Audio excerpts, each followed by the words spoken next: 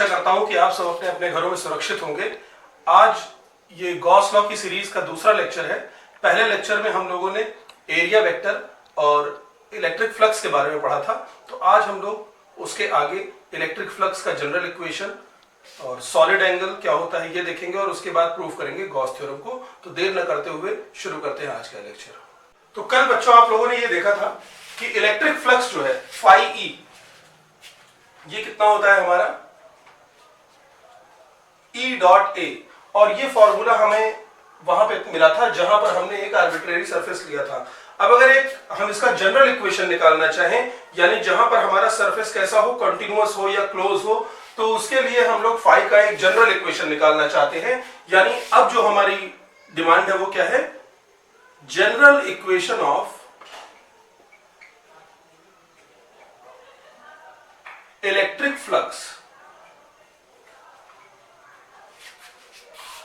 तो ये बहुत इजी है, इसमें कुछ भी टफ नहीं है। सपोज कीजिए कि हमारे पास ये इस तरीके का एक सरफेस है, ये कोई आर्बिट्रेरी सरफेस है, किसी भी तरह का है ना। एक क्लोज सरफेस हम ले लेते हैं, जैसे मान लीजिए कि ये कोई मेटल का ब्लॉक है, ठीक। तो इसका कुछ सरफेस एरिया होगा। हम लोग क्या करते हैं कि इसके सरफेस को छोटे छोटे सरफेस एलिमेंट्स में बांट लेते हैं, और वो एलिमेंट्स ध्यान रखना है कॉन्टिन्यूअस होने चाहिए, यानी कोई भी दो एलिमेंट्स के बीच में हम फर्क ना कर पाए, ये इतने छोटे एलिमेंट्स होने चाहिए। तो जैसे यहां पर ले लिया, सपोज कीजिए एक ये एलिमेंट लिया और ये एलिमेंट होगा इसके परपेंडिकुलर,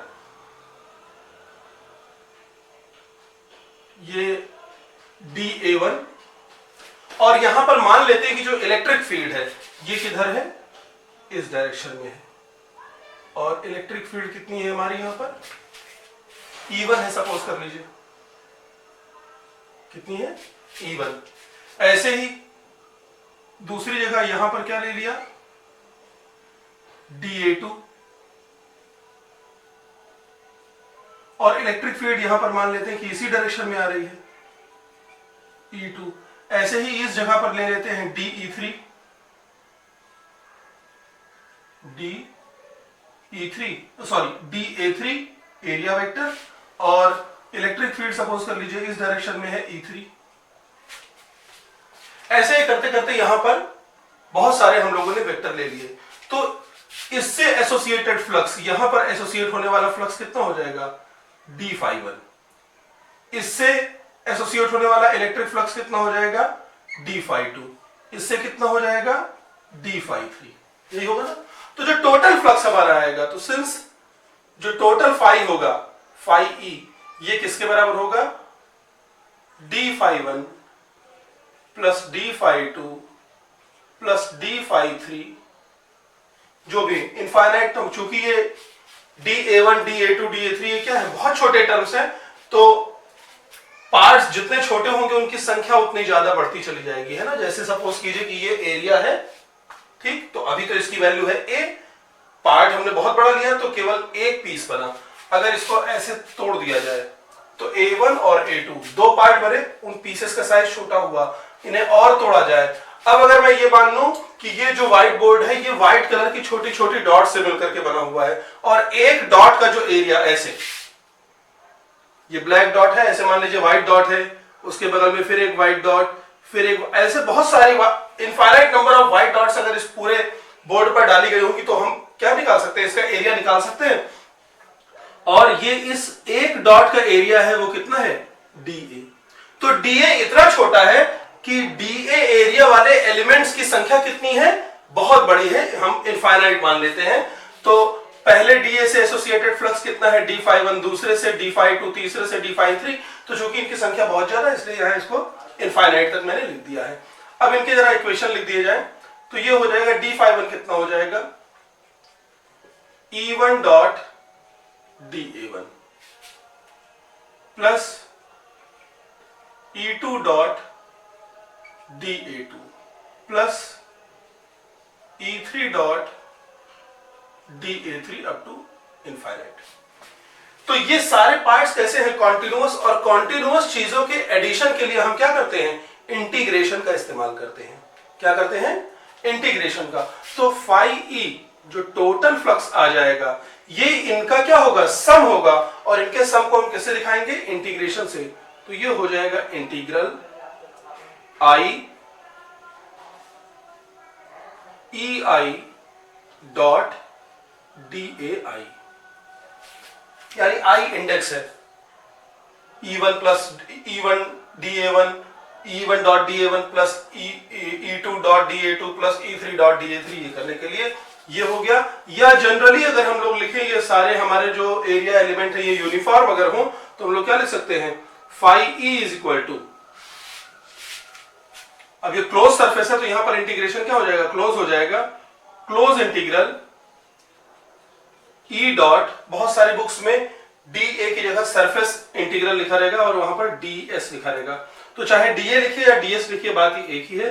तो integral E dot D S, यानी एक सरफेस है उसके छोटे से एलिमेंट डीएस से एसोसिएट होने वाला फ्लक्स कितना होगा, ई डॉट डीएस, तो पूरे से कितना हो जाएगा उसको इंटीग्रेट कर देंगे। तो ये क्या हो गया, हमारे इलेक्ट्रिक फ्लक्स का जनरल इक्वेशन आ गया, जिसको हम लोग आगे यूज करेंगे। अब देखते हैं दूसरी चीज कि सॉलिड एंगल क्या है। देखो आप एंगल का आपको आइडिया है कि एंगल क्या है, जैसे दो लाइंस हैं, अगर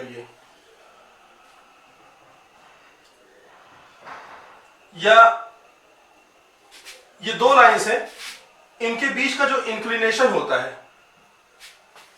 इनके बीच का जो इंक्लिनेशन है, जिसे हम किसमें रिप्रेजेंट कर सकते हैं, एक प्लेन में, किसमें रिप्रेजेंट कर सकते हैं, एक प्लेन में, वो क्या कहलाता है, एंगल। तो एंगल क्या है, बेसिकली पहले नॉर्मल एंगल देखते हैं कि angle is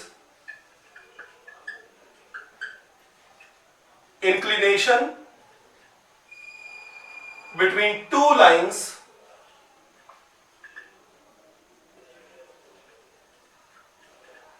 which can be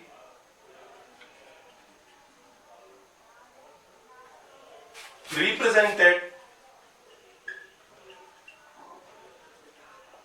in a plane। ये किसमें है, प्लेन में, जिसको हम प्रदर्शित कर सकते हैं, रिप्रेजेंट कर सकते हैं।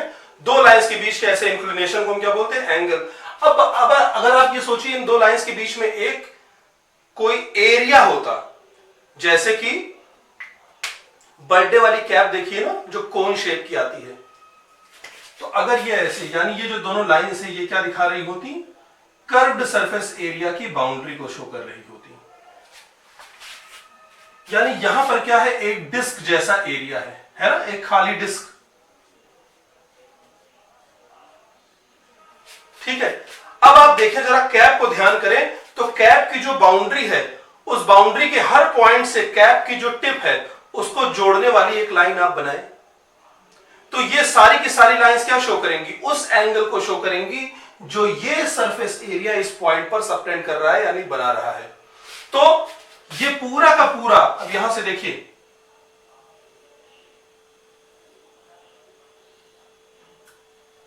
ये तो फ्रंट वाला है, पीछे वाला तो दिखेगा नहीं, पीछे वाली लाइंस हमें माननी पड़ेंगी। तो यहां पर ये कैसा एंगल बनेगा, ये एंगल इस तरीके से बनेगा, ऐसे, ये लाइंस ऐसे जोड़ेंगे ना इस सरफेस को, तो ये जो 3 डिग्री, यानी जो 3 डायमेंशन में जो एंगल बना, जिसको हम एक, जिसके रिप्रेजेंट करने के लिए हमें 2 डायमेंशन नहीं बल्कि एक स्पेस यानी 3 डायमेंशन की जरूरत होगी। तो यहां पर ये जो एंगल बना, ये क्या कहलाएगा, सॉलिड एंगल। तो इसी के तरीके से सॉलिड एंगल क्या है, angle subtended by a surface on a point is known as solid angle। ठीक है, ये क्या कहलाएगा, solid angle. It is represented in a space, space का मतलब 3 डायमेंशन। इसको रिप्रेजेंट करने के लिए हमें किसकी, 3 डायमेंशनल स्पेस की जरूरत पड़ेगी, है ना। कि ये थोड़ी बात आपको समझ में आई होगी। अब इसका फॉर्मूला निकालना है। तो देखो, जो एरिया होता है ये हमेशा लेंथ, कोई भी एरिया का फॉर्मूला आप देखो तो ये लेंथ की सेकंड पावर पर डिपेंड करता है ना। With help of some constant, है ना। जैसे सर्कल का एरिया है तो पाई कांस्टेंट हो जाएगा, है ना, और अगर स्फीयर का एरिया है तो 4 पाई कॉमन हो जाता है ना।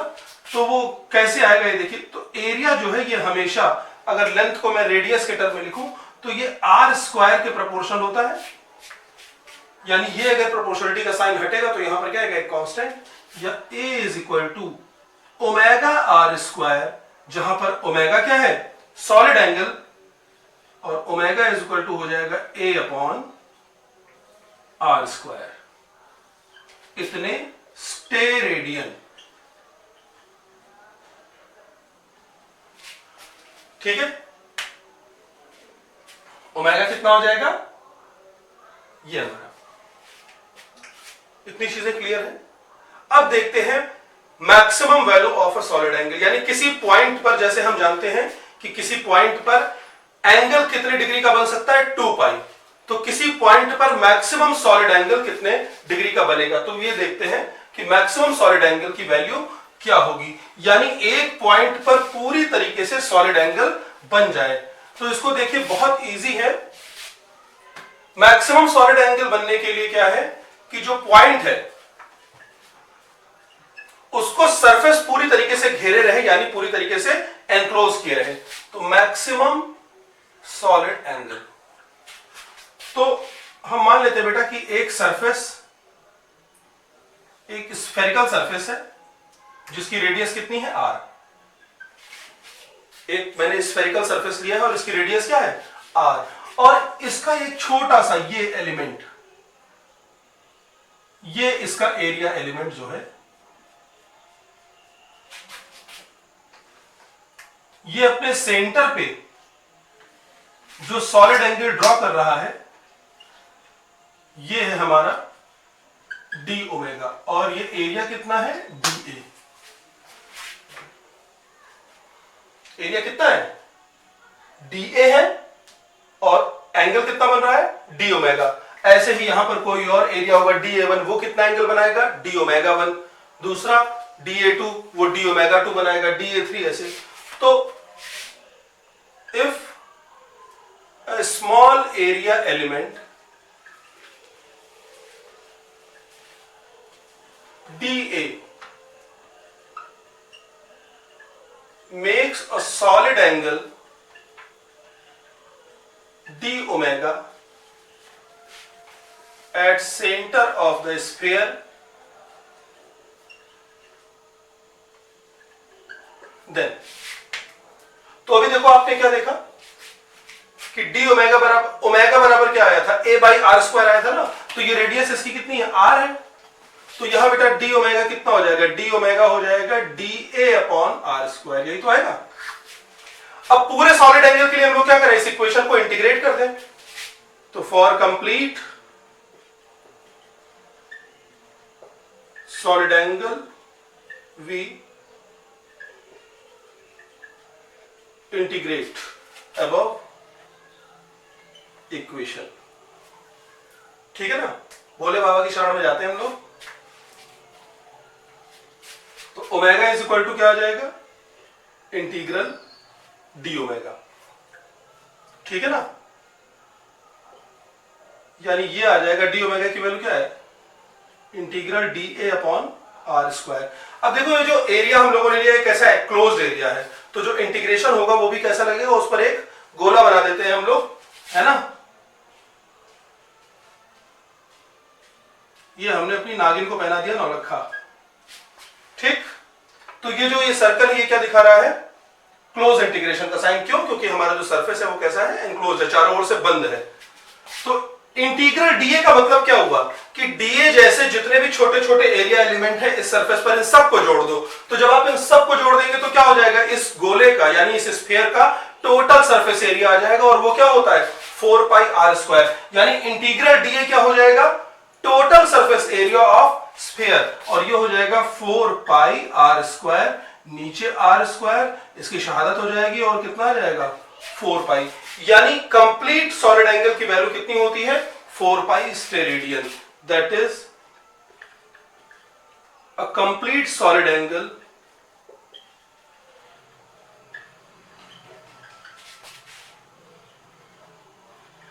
which can be made at a point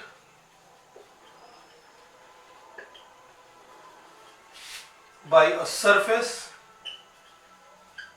is 4 pi stay radial। ठीक है ना।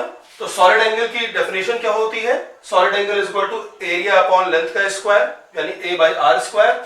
और किसी पॉइंट पर, जैसे एक पॉइंट पर मैक्सिमम 360 डिग्री का यानी 2 पाई रेडियन का एंगल बन सकता है, वैसे ही किसी पॉइंट पर एक कंप्लीट सॉलिड एंगल यानी एक ऐसा सरफेस जो उसे चारों तरफ से घेर लेगा, हर तरफ से घेर लेगा, वो उस पर कितना मैक्सिमम सॉलिड एंगल बना सकता है? 4 पाई स्टे रेडियन का। तो ये हमारे दो टॉपिक्स यहां कवर हो गए। अब हम जो अगला टॉपिक पढ़ेंगे वो क्या है? Gauss theorem. अब देखिए ये है गॉस थ्योरम, या इसी को दूसरे शब्दों में हम लोग गॉसेस लॉ ऑफ इलेक्ट्रोस्टैटिक्स भी बोलते हैं। और ये बहुत इंपॉर्टेंट इसलिए है क्योंकि ये मैक्सवेल के जो 4 इलेक्ट्रोमैग्नेटिक इक्वेशन थे उनमें से ये पहला इक्वेशन है। मैक्सवेल ने इलेक्ट्रिक फील्ड और मैग्नेटिक फील्ड की दो प्रॉपर्टीज के दो लॉज लिए और उन 4 लॉज से थ्योरेटिकली क्या किया था? लाइट के बिहेवियर को एक्सप्लेन किया और बताया कि ये क्या है? इलेक्ट्रोमैग्नेटिक वेव है। और थ्योरेटिकली उन्होंने, नॉट एक्सपेरिमेंटली, थ्योरेटिकली उन्होंने क्या किया? लाइट के सारे बिहेवियर्स को इसी थ्योरी, इन्हीं 4 इक्वेशंस के आधार पर क्या कर दिया था? एक्सप्लेन कर दिया था। तभी से ये माना जाने लगा था कि लाइट क्या है? एक इलेक्ट्रोमैग्नेटिक वेव है। तो चूंकि इस इक्वेशन का रोल लाइट के नेचर को डिसाइड करने में है, इसलिए ये इक्वेशन बहुत इंपॉर्टेंट है। अब ये इक्वेशन, ये हमारा गॉस थ्योरम है क्या? इसको जान लीजिए कि net electric flux phi E associated to a closed Gaussian surface. अभी हम लोग बात करेंगे कि गॉसियन सरफेस क्या होता है, पहले प्रूफ कर लूं। गॉसियन सरफेस के बारे में थोड़ा सा जान लीजिए कि अगर हम लोग एक बंद इमेजिनरी सरफेस ड्रॉ करते हैं तो वो गॉसियन सरफेस कहलाता है, क्योंकि गॉस ने इस तरह का एक सरफेस लिया होगा इस अपने फॉर्मूले को प्रूव करने के लिए। Is 1 by epsilon naught k times of net charge q in enclosed by the surface। यानी ये इस सरफेस जो फ्लक्स होगा, मैक्सिमम फ्लक्स, वो इस सरफेस के अंदर जो टोटल चार्ज है उसका 1 upon epsilon naught k times होता है, जहां पर एप्सिलॉन नॉट क्या है? परमिटिविटी ऑफ फ्री स्पेस, और k क्या है? Dielectric constant of medium. ठीक है। तो इसको हम लोग एक्सप्रेशन में कैसे लिखेंगे कि जो फाई ई है ये क्या हो जाएगा? क्यू इन का एप्सिलॉन नॉट k टाइम्स हो जाएगा। एक तो ये बना, और इस फाई ई का जनरल इक्वेशन अगर हम लोग लिख दें तो close integral E dot D ए या ई डॉट डी एस, ये कितना हो जाएगा? क्यू इन का 1 by epsilon naught k times हो जाएगा। ठीक है। अब यहां पर देखिए ये एप्सिलॉन, ये क्या है? For any medium, for any medium, किसी भी मीडियम के लिए ये चीज क्या है? सत्य है। अब फॉर एयर और वैक्यूम, एयर या वैक्यूम के लिए k की वैल्यू कितनी हो जाएगी? 1। तो वहां पर क्या हो जाएगा? Phi net, phi is equal to या phi E is equal to Q by epsilon naught. तो ये फॉर्मूला क्या है? केवल एयर या स्पेस में काम करेगा, और ये फॉर्मूला किसी भी मीडियम में काम करेगा। तो चल के देखते हैं हम लोग इसका डेरिवेशन। तो बच्चों इसके डेरिवेशन के लिए हम लोगों ने क्या किया है? एक पॉइंट चार्ज Q लिया है O पॉइंट पर, और इसको R रेडियस का एक गॉसियन सरफेस यानी एक इमेजिनरी सरफेस जो कि एक स्फीयर है, वो इस तरीके से घेर रहा है, इनक्लोज कर रहा है कि चार्ज उसके सेंटर पर है। तो हमें गॉस थ्योरम प्रूफ करनी है, यानी नेट फ्लक्स फाइंड करना है कि इस सरफेस से टोटल कितना फ्लक्स एसोसिएट होगा, यही हमें निकालना है। यानी हमें क्या फाइंड करना है? Total flux. तो टोटल फ्लक्स फाइंड करने के लिए हम क्या करेंगे? ये सरफेस तो कॉन्टिन्यूअस है ना। तो हम क्या करते हैं? हम मान लेते हैं कि इस स्फीयर के एक छोटे से एरिया एलिमेंट, ये छोटा सा एरिया एलिमेंट है DA या DS, जिसकी डायरेक्शन किधर होगी? इसके परपेंडिकुलर, यानी, और ये हमारा प्लस Q चार्ज है, तो जो DA है वो हमेशा ऐसे रेडियस के अलोंग होगा। अब फ्लक्स निकालने के लिए हमें किन चीजों की जरूरत पड़ती है? 2 चीजों की, एक तो एरिया, दूसरा इलेक्ट्रिक फील्ड। तो पहला हमने क्या मान लिया? एरिया मान लिया। अब दूसरी चीज क्या है? इलेक्ट्रिक फील्ड माननी है। तो बेटा Q चार्ज से ये पॉइंट कितनी दूरी पर है? यहां से R डिस्टेंस पर है, तो Q चार्ज से R डिस्टेंस पर इलेक्ट्रिक फील्ड कितनी हो जाएगी, ये आपको पता है KQ बाई R स्क्वायर होती है। और यहां पर पॉजिटिव चार्ज है, इलेक्ट्रिक फील्ड की भी डायरेक्शन क्या होगी, सेम इधर की तरफ होगी। तो यहां पर therefore electric field at surface of the sphere, ये E की वैल्यू कितनी हो जाएगी, या डायरेक्शन तो हमें पता है केवल इसकी मैग्नीट्यूड के q by r square, equation number 1, ठीक है ना। ये हो जाएगा हमारा इफ डी फाई ई, यानी अगर इतने छोटे से सरफेस से कितना फ्लक्स एसोसिएट हो, डी फाई ई, ये यहां से जो एसोसिएटेड फ्लक्स है वो कितना है, डी फाई ई। भाई यहां से इलेक्ट्रिक फील्ड लाइंस ऐसे बाहर निकल रही होंगी, तो जितनी इलेक्ट्रिक फील्ड लाइंस इससे बाहर निकली है वो क्या है, डी फाई ई है। तो if d phi E is electric flux associated to small area element dA, then तो d फाई ई बराबर कितना हो जाएगा, vector E dot vector dA, और आप देख रहे हैं कि E और dA क्या है, सेम डायरेक्शन में है, यानी ये हो जाएगा हमारा E dA cos 0, और cos 0 की वैल्यू 1, यानी ये किसके बराबर हो जाएगा, E इंटू डी ए के बराबर हो जाएगा। तो टोटल फ्लक्स के लिए क्या करें, इसको इंटीग्रेट कर दें, देयरफॉर फाई ई बराबर क्या हो जाएगा, इंटीग्रल डी फाई ई। अब चूंकि ये जो फ्लक्स है क्लोज सरफेस से है, तो यहां पर फिर से नागिन को हमें नौलखा पहनाना पड़ेगा, यानी ये क्लोज इंटीग्रेशन, और ये क्या हो जाएगा हमारा इंटीग्रल ई डॉट डी ए। अब यहां पर एरिया इंटीग्रेशन हो रहा है या सरफेस इंटीग्रेशन हो रहा है, और ये सरफेस कैसा है, बंद है, क्लोज है, तो फिर से ये हमारी हो जाएंगी, एक सर्कल लगाएंगे यहां पर क्लोज इंटीग्रेशन को शो करने के लिए। अब बेटा E की वैल्यू देखो, E की वैल्यू क्या है, इस पूरे सरफेस पर फिक्स है, क्योंकि E की वैल्यू दो चीजों पर डिपेंड कर रही है, चार्ज और पोजीशन। तो ना तो चार्ज चेंज हो रहा है, और इस सरफेस पर कहीं पर भी आप चले जाओ तो चार्ज से दूरी स्मॉल r बनी रहेगी, यानी E जो है इस सरफेस पर क्या है, कांस्टेंट है। तो ये E बाहर आ जाएगा, और ये आ गया आपका इंटीग्रल क्लोज इंटीग्रल dA, यानी dA जैसे छोटे छोटे सारे सरफेस एलिमेंट जोड़ दीजिए तो क्या बन जाएगा, इस गॉसियन सरफेस का टोटल एरिया। और टोटल एरिया कितना आ जाएगा, close surface area of sphere 4 pi r square.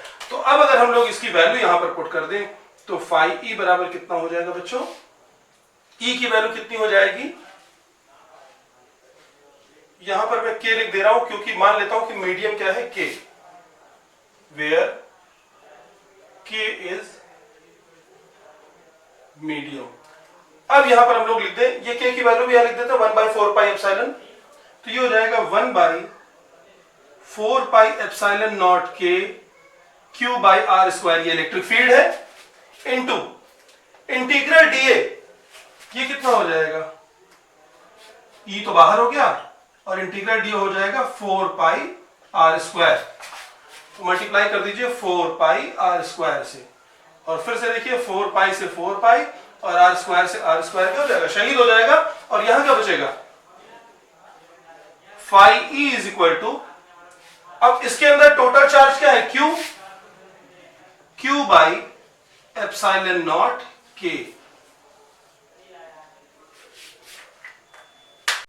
तो ये हमारा क्या है, phi E is equal to q upon epsilon naught K, और यही देखो ये क्यू टोटल क्या है, इसके अंदर रखा हुआ है, यानी हम लोग इसको क्या लिख सकते हैं, phi E is equal to q inside upon epsilon naught K. ये किसी भी मीडियम के लिए प्रूफ हो गया आपका, और एयर के लिए क्या हो जाएगा, के की वैल्यू 1, यानी फॉर एयर और वैक्यूम, फॉर एयर और vacuum K is equal to 1। तो वहां पर फाई ई कितना हो जाएगा हमारा, Q इन अपॉन एप्सिलॉन नॉट। तो ये थी हमारी गॉस थ्योरम। अब हम लोग देखते हैं इसके कुछ इंपॉर्टेंट पॉइंट्स या इसकी जो लिमिटेशंस है उन्हें देख लेते हैं जल्दी से। तो इसके बारे में कुछ इंपॉर्टेंट पॉइंट्स जो हमें देखने हैं, जो न्यूमेरिकल्स में और तमाम चीजों में हमारे लिए कॉन्सेप्ट का काम करेंगे। तो देखिए, सबसे पहले इस इक्वेशन को आप देखिए जो गॉस थ्योरम से हमें मिला है, क्या इसमें कहीं भी डिस्टेंस का टर्म है, आर का, या पोजीशन, चार्ज की पोजीशन की बात है? नहीं।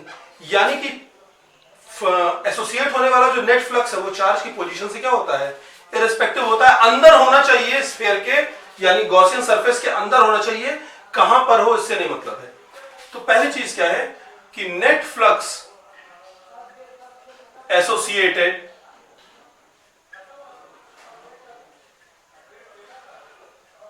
is independent of position of charge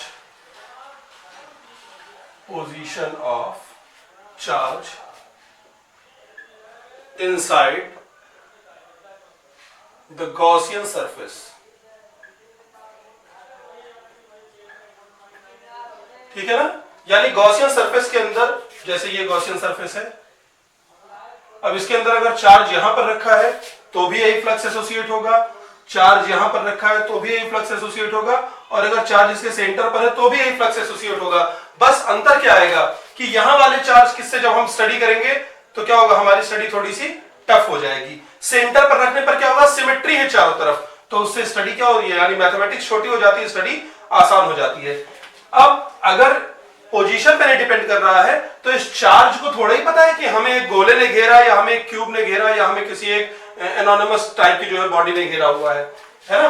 तो सेकंड थिंग क्या है कि अगर पोजीशन नहीं डिपेंड करती है तो इसका मतलब कि ये जो गॉसियन सरफेस है इसका स्वरूप, इसकी डिजाइन भी नहीं डिपेंड करेगी, क्योंकि डिजाइन क्या है, चार्ज पर, चार्ज डिजाइन अगर मैटर करती तो चार्ज की पोजीशन का फैक्टर यहां पर आता। इसका मतलब कि नेट फ्लक्स, या डायरेक्ट इसको मैं लिख रहा हूं, phi E is independent of selection of Gaussian surface. यानी हम चाहे इसकी जगह क्यूब ले लें या कोई एक ऐसी एनोनिमस बॉडी होती वो घेरे होती, हर केस में नेट फ्लक्स इतना ही आता।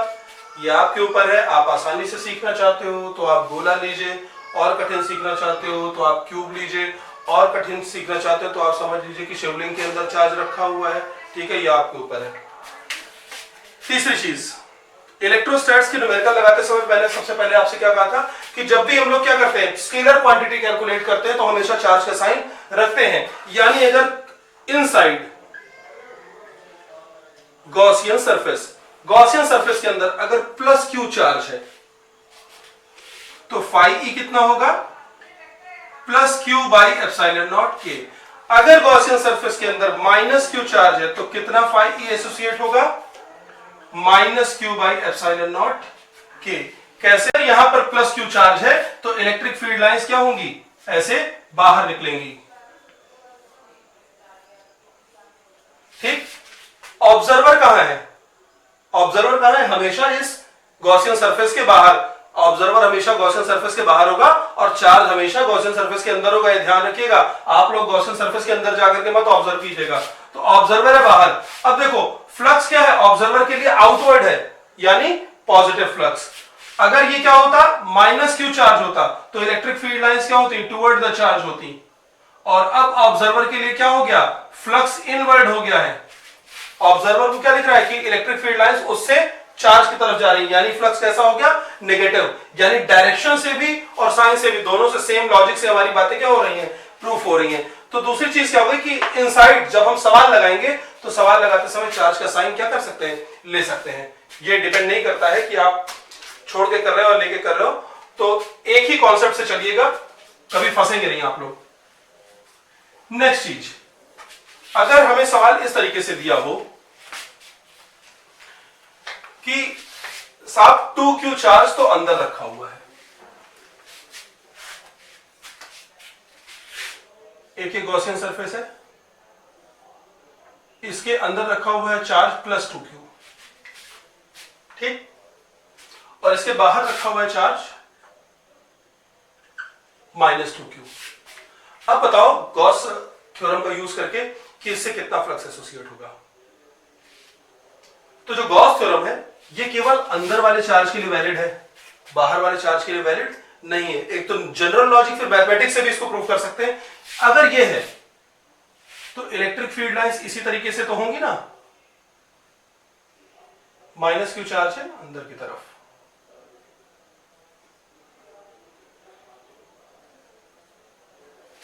तो देखो इस चार्ज के कारण जितनी इलेक्ट्रिक फील्ड लाइंस इस सरफेस के अंदर आ रही हैं उतनी ही इस सरफेस से क्या हो रही हैं, बाहर निकल रही है ना। यानी net phi in due to external charge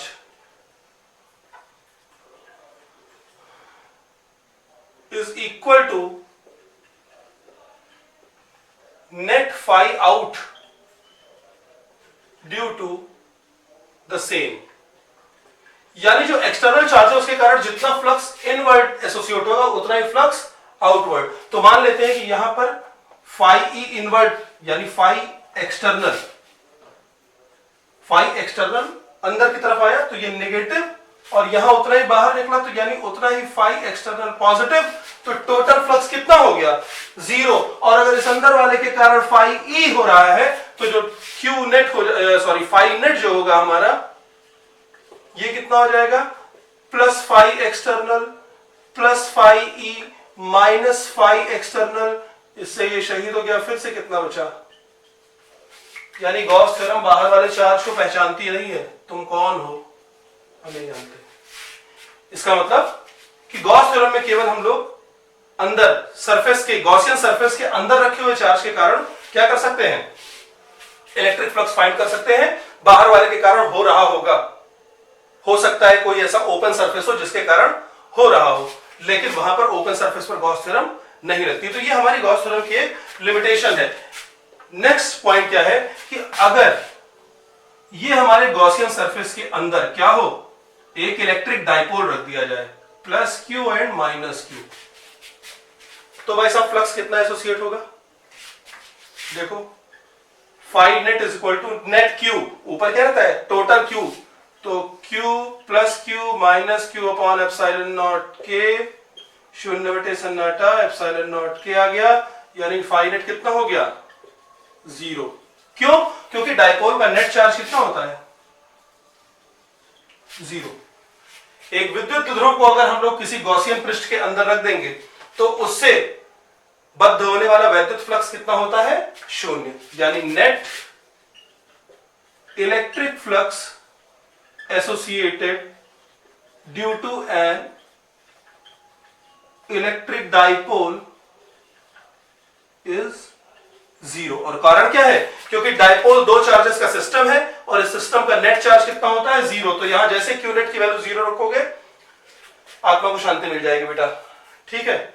और क्या बचा है, हाँ एक चीज और बची, उसको जल्दी से बता देता हूं आपको कि अगर चार्ज पूरी तरीके से अंदर नहीं है यानी सरफेस पे रखा है, या छोड़िए इसको नेक्स्ट लेक्चर में डिस्कस करेंगे। तो इसी तरीके से आप लोग इन लेक्चर्स को देखते रहिए।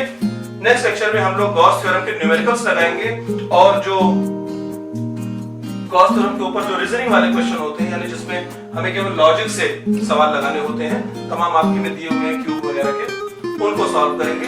और कमेंट में जरूर बताइएगा कि आपको लेक्चर कैसा लगा।